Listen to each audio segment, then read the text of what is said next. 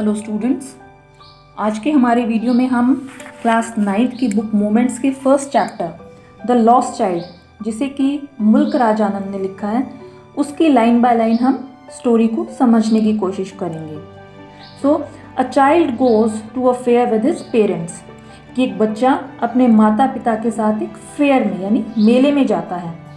He is happy and excited and wants the sweets and toys displayed there, कि वो बहुत ही खुश है, वो बहुत ही एक्साइटेड है, उसमें बहुत ज़्यादा उत्साह है और जो वहाँ पर खिलौने और जो मिठाइयाँ होंगी वो उनको पाना चाहता है। डिस्प्लेड मतलब जो वहाँ मेले में दिखाई होंगी, रखी हुई होंगी। But his parents don't buy them for him, लेकिन उसके जो पेरेंट्स हैं वो उसके लिए उन्हें नहीं खरीद कर देते हैं। Why then does he refuse when someone else offers them to him. तो अब यहाँ पर एक क्वेश्चन पूछा गया है कि जब उसे कोई ये सब चीज़ें देना चाहता है तब वो इन चीज़ों को लेने से मना क्यों कर देता है, यही हमारी इस स्टोरी के अंदर बताया गया है। तो अब हमारी जो स्टोरी है वो शुरू होती है। It was the festival of spring, कि ये जो है बसंत का महोत्सव था, बसंत का फेस्टिवल था, त्यौहार था।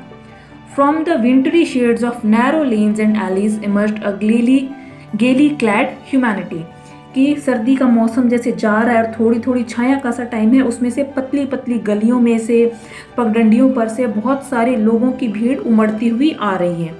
सम walked, some rode on horses, others sat being carried in bamboo and bullock carts, कि कुछ लोग पैदल चल रहे थे, कुछ घोड़ों पर जा रहे थे, कुछ बैठे थे और कुछ को जो बांस से बनी हुई जो बैलगाड़ियाँ थी उसमें ले जाया जा रहा था। वन लिटिल बॉय रैन बिटवीन हिज फादर्स लेग्स, कि एक छोटा सा बच्चा अपने पिता की टांगों के आसपास उनके बीच में से भागता हुआ, खेलता कूदता वहां से जा रहा था। Brimming over with life and laughter, उसके अंदर जीवन और खुशी और उत्साह भरा हुआ था, मुस्कुराता हुआ वो बच्चा बहुत ही खुश था।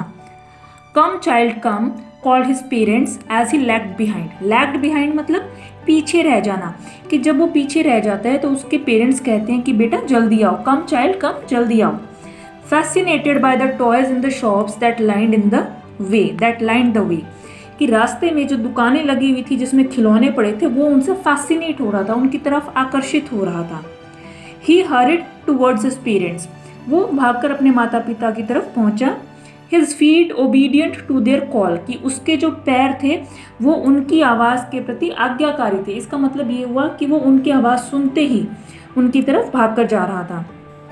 His eyes still lingering on the receding toys, अब भी उसकी जो आंखें हैं पीछे जाते हुए खिलौनों की तरफ ही मुड़ी हुई थी, पीछे उन खिलौनों को ही वो देखता जा रहा था। As he came to where they had stopped to wait for him, he could not suppress the desire of his heart. अब जैसे ही वो उस जगह पहुंचता है जहाँ पे उसके माता पिता खड़े हैं, तो वो जो अपनी डिज़ायर यानी जो अपनी इच्छा है वो उसको सप्रेस नहीं कर पाता, अपनी इच्छा को दबा नहीं पाता। Even though he well knew the old cold stare of refusal in their eyes, जबकि उसको पहले से पता था कि वो अपनी आंखों से ही उसको मना कर देंगे, जवाब दे देंगे। रिफ्यूज़ल मतलब जवाब दे देना। I want that toy, he pleaded. Plead होता है गिड़गिड़ाना, कि वो एक तरह से मिन्नतें करता हुआ सा कहता है कि मुझे वो खिलौना चाहिए। His father looked at him red-eyed in his familiar tyrant's way, कि उसके पिता ने लाल आंखें करते हुए थोड़ा जैसा उनका पुराना गुस्से से देखने का जो तरीका था उस तरीके से देखा, मतलब एक तरह से उसे ना कह दिया। His mother, melted by the free spirit of the day, was tender and giving him her finger to hold said, माँ है जो उस मेले वाले वातावरण में बहुत ही नाजुक सी प्यारी सी लग रही थी, उन्होंने अपने बेटे की उंगली पकड़ी हुई थी और वो उससे कहती हैं, look child what is before you, कि देखो बेटा तुम्हारे सामने क्या है। It was a flowering mustard field, ये एक सरसों का खेत था जिसके अंदर सरसों पर फूल आए हुए थे।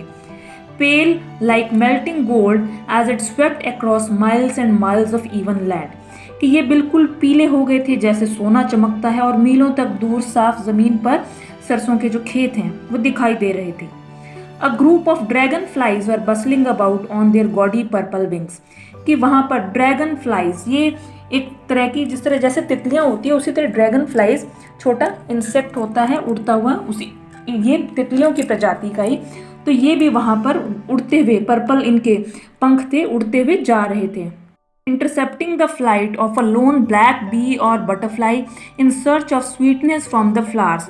तो ये मक्खियों के और मधुमक्खियों के, तितलियों के बीच में से उड़ते हुए जा रहे थे सभी, और फूलों में से खुशबू निकालने के लिए, उनकी सुगंध में से और शहद निकालने के लिए ये जो इंसेक्ट्स है ये घूम रहे थे। The child followed them in the air with his gaze till one of them would still its wings and rest and he would try to catch it। तो जो बच्चा था उसने अपनी नज़रें इन्हीं पर टिकाई हुई थी कि कोई भी इनमें से इंसेक्ट अगर बैठता है, उसके पंख स्थिर होते हैं, तो वो उसको पकड़ लें। But it would go fluttering, flapping up into the air when he had almost caught in his hands। लेकिन क्या होता था, जैसे ही वो उसके पास पहुंचता था, इतने में वो जो तितली है या वो ड्रैगन फ्लाई है वो वहाँ से अपने पंख फड़फड़ाते हुए उड़ जाती थी हवा में। Then his mother gave a cautionary call। तो cautionary क्या हुआ, चेतावनी जैसी। अब उसकी माँ ने उसको जोर से कहा, come child come on to the footpath, कि बेटा जल्दी से भागकर फुटपाथ की तरफ आ जाओ। He ran towards his parents gaily and walked abreast of them for a while, being however soon left behind, attracted by the little insects and worms along the footpath that were teeming out from their hiding places to enjoy the sunshine। कि पहले तो वो भागता हुआ खुशी खुशी अपने parents के आगे निकल गया, लेकिन थोड़ी ही देर बाद वो वापस उनसे पीछे रह जाता है। क्यों? क्योंकि रास्ते में जब धूप निकलने के कारण कीड़े मकोड़े, जो चींटियाँ वगैरह जो भी धरती से निकल रहे थे धूप में आने के लिए, वो उनको देखने के लिए वहाँ रुक जाता है। Come child come, his parents called from the shade of a grove where they had seated themselves on the edge of a wall. कि उसके पेरेंट्स अब उसको फिर से आवाज़ लगाते हैं कि बेटा जल्दी आओ। अब वो जो है पेरेंट्स जो है वो थोड़ा आराम करने के लिए एक कुएं की जो दीवार थी उसके पास बैठ गए हैं, पेड़ों की छांव के नीचे। ही रैन टूवर्ड्स देम, वो भागकर उनके पास चला जाता है। A shower of young flowers fell upon the child as he entered the grove and forgetting his parents he began to gather the raining petals in his hands.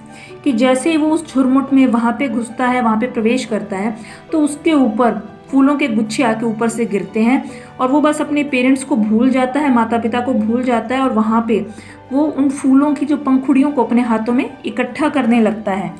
But lo he heard the cooing of doves and ran towards his parents shouting the Dove.